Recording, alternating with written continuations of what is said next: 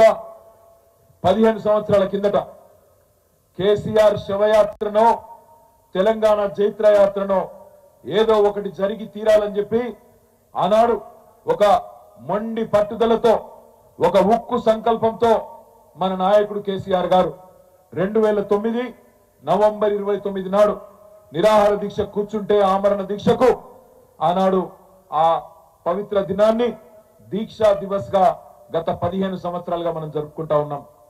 అదే మాదిరిగా కేసీఆర్ గారు 11 రోజుల పాటు తన ప్రాణాన్ని పణంగా పెట్టి దేశ రాజకీయ వ్యవస్థను ఒప్పించి దేశంలో ఉండే ప్రతి రాజకీయ పార్టీ పార్లమెంట్ లో ఉండే ప్రతి పార్టీ ఈ నిరాహార దీక్షతో కదిలిపోయి తెలంగాణ ప్రజల దశాబ్దాల ఆకాంక్ష నెరవేర్చండి అంటూ దేశ రాజకీయ వ్యవస్థ మీద ఒత్తిడి తెచ్చి కేసీఆర్ గారి దీక్షతో విద్యార్థుల బలిదానాలతో తెలంగాణ మొత్తం కదిలితే ఆ దీక్ష సఫలమైన ఈ రోజు డిసెంబర్ 9ని దీక్ష విజయ దివస్ గా 15 సంవత్సరాలుగా జరుపుకుంటా ఉన్నాం. ఇవాళ కొంతమంది అర్భకులు ఈ పవిత్ర దినాన్ని ఇవాళ దీన్ని వక్రీకరించే ప్రయత్నం, దీన్ని చిన్నగా చేసి చూపెట్టే ప్రయత్నం, కేసీఆర్ గారి దీక్షను మరిపించే కుయుక్తులు కొంతమంది చేస్తా ఉన్నారు.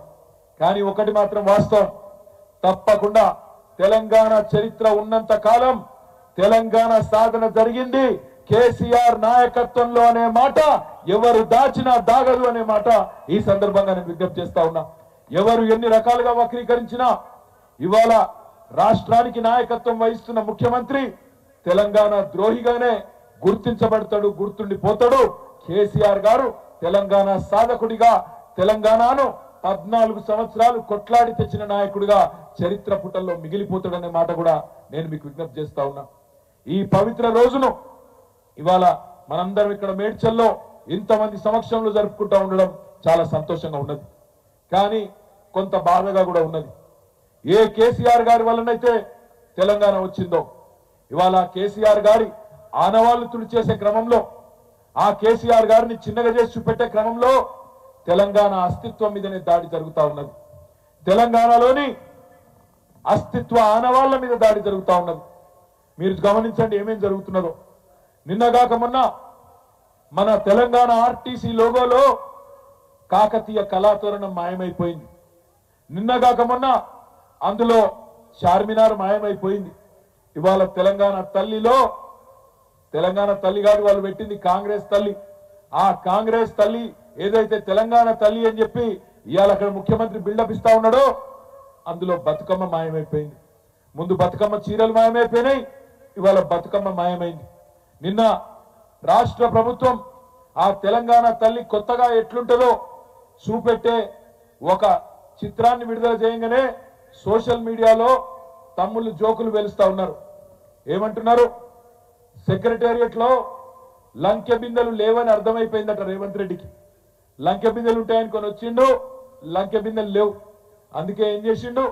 తెలంగాణ తల్లి నెత్తి మీద ఉన్న బంగారు కిరీటాన్ని, అందులో ఉండే కోహినూరు వజ్రాన్ని ఇలా దొంగలెత్తుకపోయినరు అని చెప్పి మొత్తం సోషల్ మీడియాలో జోకులేస్తా ఉన్నారు.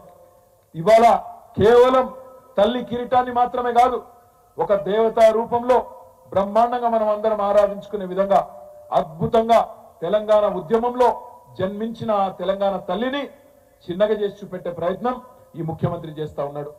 ఆనాడు స్వాతంత్ర పోరాటంలో భారత మాత ఎట్లయితే పుట్టిందో, భారత మాత ఎట్లయితే జనించిందో, అట్లనే పాల సముద్రం చిలికినప్పుడు లక్ష్మీదేవి ఎట్లయితే ఆవిర్భవించిందో ఉద్యమ కడలి మదనంలో తెలంగాణ తల్లి ఉద్భవించింది. తెలంగాణ తల్లి రూపాన్ని ఉమ్మడి ఉద్వేగంతో తెలంగాణ ఉద్యమం తీర్చిదిద్దింది.